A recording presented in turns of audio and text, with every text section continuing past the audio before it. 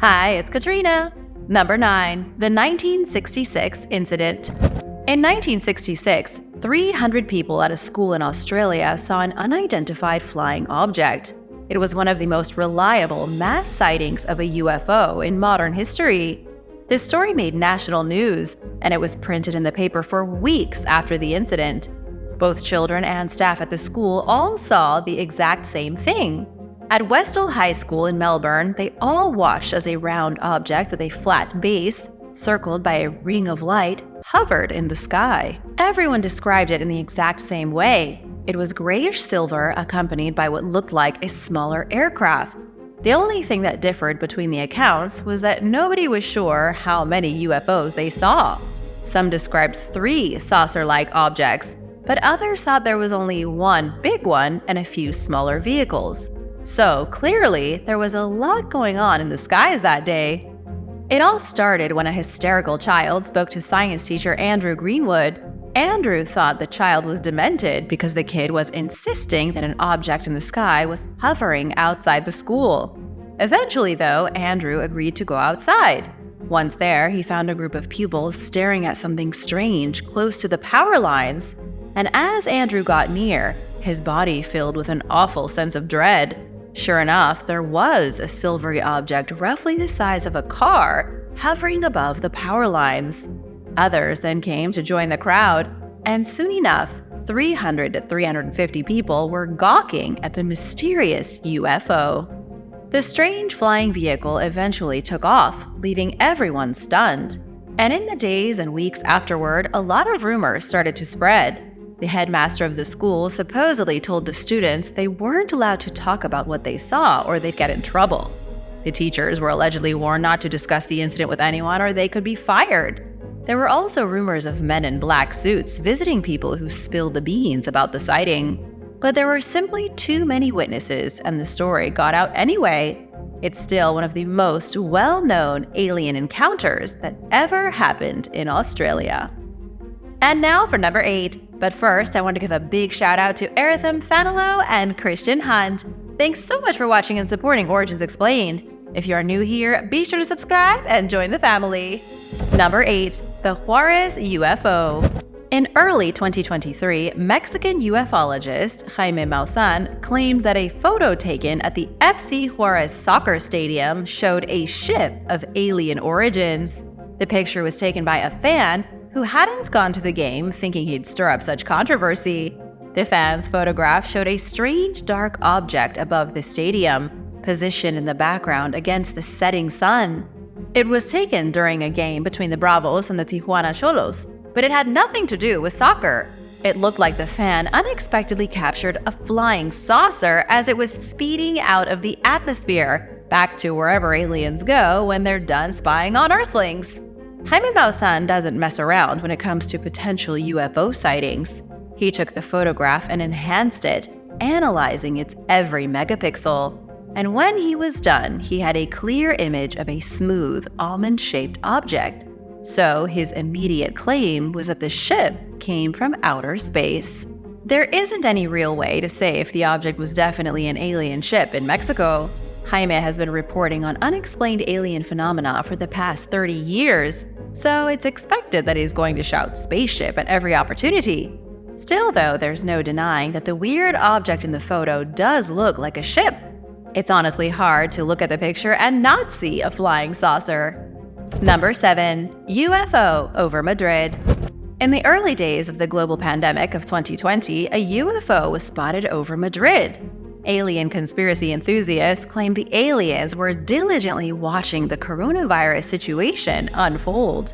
At this early stage in the pandemic, there were about 250,000 confirmed cases in Spain, and they already had a whopping 25,000 deaths, making them one of the worst affected countries at the time. So, when a strange blue light was seen hiding in the clouds above Spain's capital, people argued that the aliens were watching Spain because it was so badly affected by the virus. According to prominent UFO researcher Scott C. Waring, the aliens were monitoring Madrid to get an idea of how human beings deal with the stresses of a pandemic. But was it really a UFO? You can look at the images yourself and draw your own conclusions. The videos and pictures that were taken of it show a bright blue light in the clouds seeming to come from nowhere.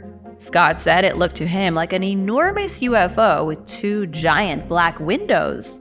The object, if it was an object, hovered in place while the people of Madrid watched from below. Then it suddenly disappeared. Number 6. Project Serpo. In 2005, a strange series of emails were sent to a UFO group led by a former employee of the US government named Victor Martinez. Within the emails were some extremely disturbing revelations. The emails detailed the existence of an exchange program known as Project Serpo. But this wasn't your typical student exchange program. It was an agreement between the government and a group of alien beings known as the Ebens. The Ebens inhabit the planet Serpo in the Zeta Reticuli star system. The source of the emails was never identified, but they claim to have been a member of the program. The source said the program started in 1947 with the crashes in New Mexico and California, like the famous Roswell incident and the lesser-known Corona wreck. The unidentified whistleblower claimed that there was a survivor at the crash site in New Mexico. The survivor allowed military personnel and scientists to establish communication with its people, and apparently they maintained contact until the alien entity died in 1952. Then a meeting took place in April 1964. Keep in mind, though, that all this information came from an unconfirmed source in an email to a UFO group. None of it has been confirmed by the United States government. But according to the email, the meeting in 1964 went down near Alamogordo, New Mexico. The bodies of the dead aliens that were recovered in 1947 were then returned to the extraterrestrials, and information was exchanged. The aliens also accepted a group of scientists to return to their planet with them. The email then stated that ever since, aliens and humans have been going back and forth as part of a top-secret intergalactic exchange program. The alien vessel supposedly takes 9 months to travel 37 light years to its own planet. Number 5. Las Vegas UFOs. One of the latest alien sightings happened on May 1st, 2023 in Las Vegas. Police officers responded to reports of unknown entities falling from the sky. It all began when a family called 911 because they witnessed something that wasn't human in their backyard. One of the family members told the responding officer that they saw a 10-foot-tall creature skulking through their yard. And weirdly enough, the description matched the observations made by a different party less than 10 minutes earlier. What this means is that two completely unrelated groups of people both saw alien creatures lurking through their backyards within minutes of each other in Las Vegas. This happened on the same night that police received phone calls about unidentified objects falling out of the sky, presumably to drop off these alien interlopers. What a lot of people don't realize is how frequently these reports are made to the police. According to the Office of the Director of National Intelligence, the government received hundreds of reports of aerial phenomena between 2021 and 2022, and these sightings continue to occur with no end in sight. So what happened to the aliens in Las Vegas? The family has lawyered up and is asking people to not trespass and leave them alone. The alien 911 call is not considered a hoax, and police have put cameras in their backyard to monitor the situation. But as of now, the case remains a mystery. If you have any updates or theories, let us know in the comments. Number 4. The Venusians. George Adamski is one of the most controversial names in the UFO community. Starting in the 1940s, George went around taking pictures of what he insisted were alien ships. However, his photos were dismissed by scientific consultant J. Allen Hynek as fakes. Hynek worked for Project Blue Book, the Air Force's Cold War UFO program. Then, in 1952, after years of photographing aliens, George claimed that he met one. He said it happened in the desert of California, where he allegedly came face-to-face with a creature from the planet Venus.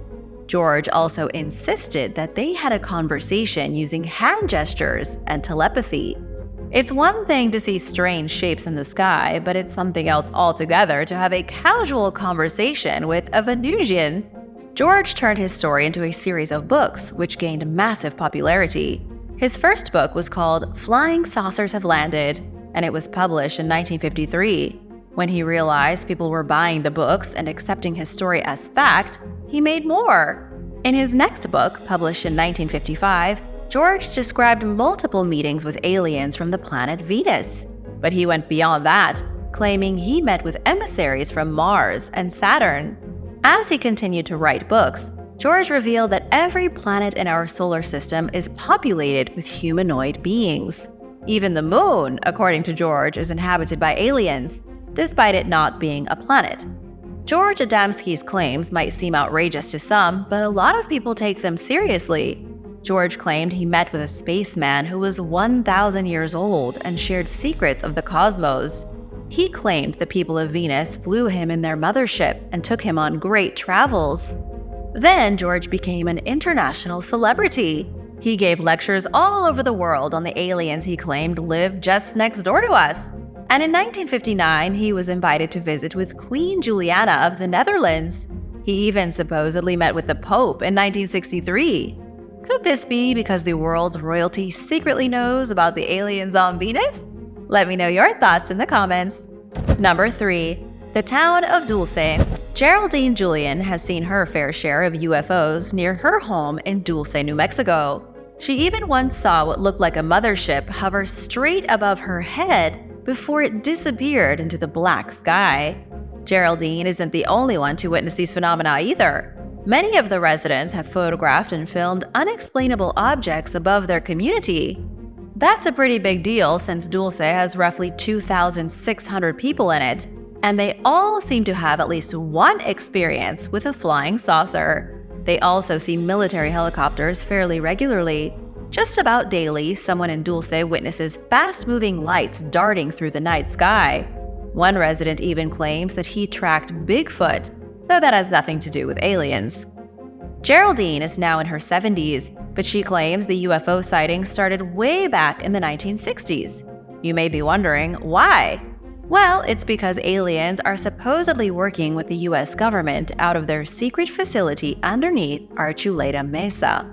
Just outside the town of Dulce, there's believed to be a government base underneath the desert. In 1979, Paul Benowitz became obsessed with a series of bizarre electronic communications he was picking up. He thought they were from an alien spacecraft, but he tracked the signal to Dulce. Then he tracked it further out to the mesa, where he found the base. Although most people in the town of Dulce think the base is real, the government has never admitted that such a place exists. Number 2. The whistleblowers. During the summer of 2023, 3 military veterans testified in the U.S. Congress at a hearing about UFOs. Those 3 military veterans included a former intelligence officer for the Air Force named David Grush. He's a man who says the government has been operating a secret program for decades, and that secret program is responsible for reverse engineering alien technology from a recovered vessel. David claimed at the hearing that the U.S. is keeping non-human biological creatures, or in other words, they have dead aliens in a laboratory somewhere. The hearing wasn't particularly exciting. There was a brief bit of talk about little green men, but not as much as people would have hoped for.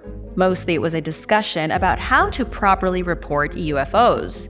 The military veterans were hoping to remove any potential stigma from pilots who want to report strange sightings, but are afraid because of embarrassment. David told the House Oversight Committee that he knows exactly where the alien objects are that the U.S. is holding, but he didn't give away those secrets.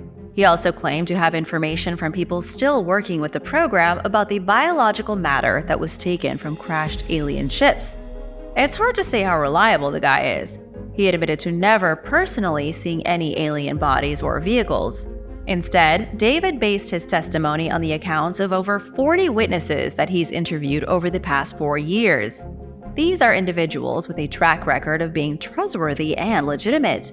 But do you think David's claims are true? Is there really a small group of people who know about aliens and whose secret access clearance goes above even the president? What do you think? Let me know in the comments. Number 1. The mysterious history of cattle mutilation. Starting in April 1975, cattle were found mutilated in the state of Colorado. And by the end of October, 200 cases of cattle mutilation had been reported in Colorado alone. It isn't a conspiracy, it's something that really happened. It grew into a national issue, with cattle mutilations happening all over the country. It was so alarming that the FBI got involved. By 1979, thousands of cattle mutilations were costing millions of dollars to farmers. There were so many cases that the FBI could barely keep track of them all. Much of the pressure to solve the mystery came from Harrison Schmitt, one of the astronauts on Apollo 17 who walked on the moon. He was a U.S. senator in the 1970s, and he wanted the bizarre cattle mutilation solved. But it didn't happen. On January 15, 1980, the FBI closed their investigation on cattle mutilations. They reported that none of the cases were anything more than a common predator mauling a cow. But as locals were well aware, that wasn't the case at all. In 1975, Sheriff George A. Yarnall of Elbert County told the New York Times his view. He told the paper that he'd been around cattle all his life. He knew the damage a coyote could do. George also knew the difference between a coyote's teeth and a sharp instrument, and he claimed that whatever was killing the cows in his county was using metal instruments. But all this goes back even further. Cows have been being mutilated by a mysterious source since the early 17th century, and they are still being found mutilated today. But it's never been explained what's killing the cows. Most of them are found with their organs missing and completely bloodless, with no trace of violence or how the blood was taken. And many of the mutilations coincide with UFO hotspots. The theory among alien believers is that extraterrestrials do the mutilations. They drain the blood, steal the organs, and leave the beasts in the fields. But why? What are the aliens doing with all that cow blood? Thanks for watching! Do you have any weird UFO or alien stories? Be sure to share with us in the comments below, and hit that subscribe button if you haven't already. See you in the next one! Bye!